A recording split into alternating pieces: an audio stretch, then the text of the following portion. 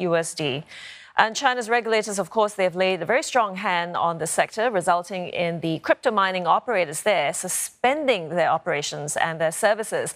Last Friday, the vice premier in China, Liu He, announced more regulation on the mining and the trading of cryptocurrencies.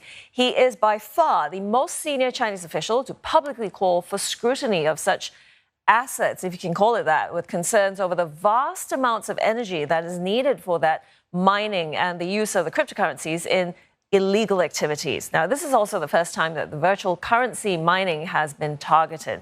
China accounts for as much as 70% of the supply globally of cryptocurrencies. And those comments come in the wake of Beijing's moves to ban their banks from providing crypto-related services. Beijing has been trying to curb the use of digital currencies to promote a state-backed digital yuan. Now, they're not the only country in the world to do so. South Korea said just this morning, again, they are choosing a tech supplier to help them build a platform for the central bank to back a digital currency. And the U.S. Treasury also announced last week new tax reporting rules for digital coins there. Now, the cryptocurrency trading platform, that is, which began in China, Huobi, they've just pulled back some of their services in different countries, suspending their mining hosting services in China. Now, they have explained they're scaling back those services with dynamic changes afoot in the market, but also wanting to protect their investors. Copper prices have been rocketing much higher through this year, and the analysts forecast that rally is likely to continue, with the main driver being China's continued recovery from the COVID-19 economic slump. Now, the benchmark copper price on the London Metals Exchange, that hit a record high early in the month, more than $10,000 a ton. That is double the value it was a year ago. And prices have remained above that 10,000 mark ever since. Now, the strategists at Bank of America say that copper prices might even jump to $13,000 per ton. None of this should be surprising for those who track this metal. The investors say copper is turning into a highly attractive commodity, particularly as major countries are pushing for decarbonization. That is boosting demand for electric vehicles and wind and solar power generation stations. Copper is mainly used to make those electric cables. It is indispensable to the builders of infrastructure. China continues to be the world's biggest buyer of copper, consuming about half the global output. Now, the impact of that pandemic has done very little to soften demand in China for the red metal, in part due to the speed of recovery there. When they were in talks yesterday with their major domestic commodity companies, China's market regulators that warn industrial metal companies must maintain what they've described as normal market order, meaning the officials are telling them to not drive the prices up. They are warning against collusion and price manipulation. Now, the domestic industrial commodity prices have plunged through this session. If you take a look at these numbers from China, the most traded Dalian iron ore futures, those dropped nearly 6.9%, nearly 7%. Copper and aluminum as well, they are significantly down. Aluminum in particular hit a one-month low of 18,000 yuan a ton, but it pared back some of those losses. Across Asia, though, shares in the mining and trading companies have soared with rising demand for the metal itself. In recent months, this sector has outpaced the tech stocks. Still, there are some long-term investors that would rather stay away as they cite the risks of putting their money in the sector, which is so heavily dependent on economic conditions and market cycles. Japanese sentiment today is largely driven, it said, by demand for an accelerated pace of inoculations in order to support their economic recovery and to boost equities. Those equity benchmarks in Tokyo, though, were leading the mid-morning recovery through the region. Electronics and car makers giving the biggest boost to the broader topics. It's been moving up from about 0.5% to nearly 0.7%. Fast retailing and FANUC as well, continuing to show up positivity on the main index, the Nikkei 225. In Seoul, though, the benchmark Kospi has continued to be in negative territory, with the major chip stocks there continuing to weigh. And the decline in that semiconductor space has also proved a drag for Taiwan's index, the TAIEX. It's just reversing course this hour, up by 0.3%.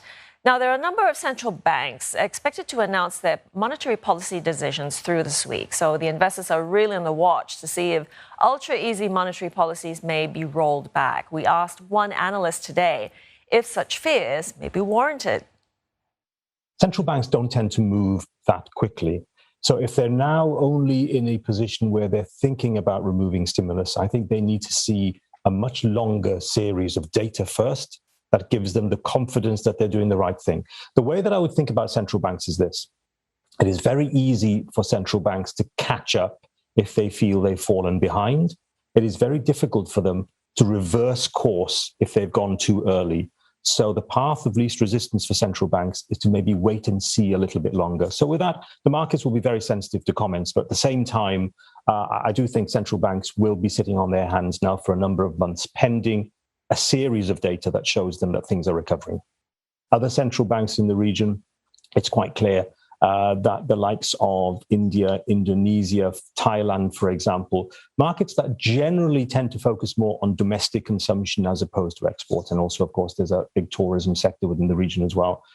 These markets are clearly still struggling with the uptick in COVID cases, and that's going to have an impact, of course, in terms of domestic consumption. So no real chance here of a move in terms of regional central banks anytime soon. So I think it's very much a global story. Things will change slowly, but there is still so much uncertainty out there in terms of restrictions, lockdowns, and economic activity that central banks for now are just happy to take a wait-and-see approach. The U.S. is imposing a range of restrictions on Ethiopia over the ongoing crisis in the country's north, where thousands of people have been killed and hundreds of thousands more displaced. The restrictions primarily hit economic and security assistance to Ethiopia for atrocities committed in Tigray. Washington will also bar entry to current or former Ethiopian or Eritrean government officials who are deemed responsible for the crisis. In a statement, U.S. Secretary of State Antony Blinken noted that diplomatic engagement has resulted in no meaningful steps to end hostilities or pursue a peaceful resolution to this political crisis, and adds that the people of Tigray continue to suffer from human rights violations, abuses, and atrocities. Despite the curbs, Mr. Blinken says Washington will continue its humanitarian aid in areas such as health, food, and education. The Tigray conflict was sparked in November last year, when Ethiopian Prime Minister Abiy Ahmed sent troops to detain leaders of a regional ruling party. And still ahead on this bulletin, the WHO's highest decision-making body meets today as delegates focus on ways to end the current pandemic and prevent the next one. And going online or performing amidst tight control, we check out life for buskers amidst a global pandemic.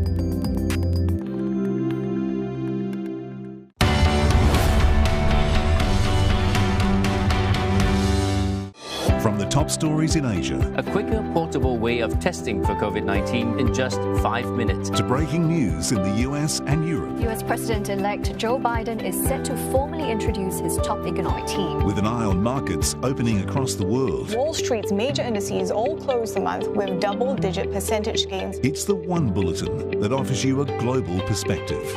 World Tonight, daily, on CMA. looking at us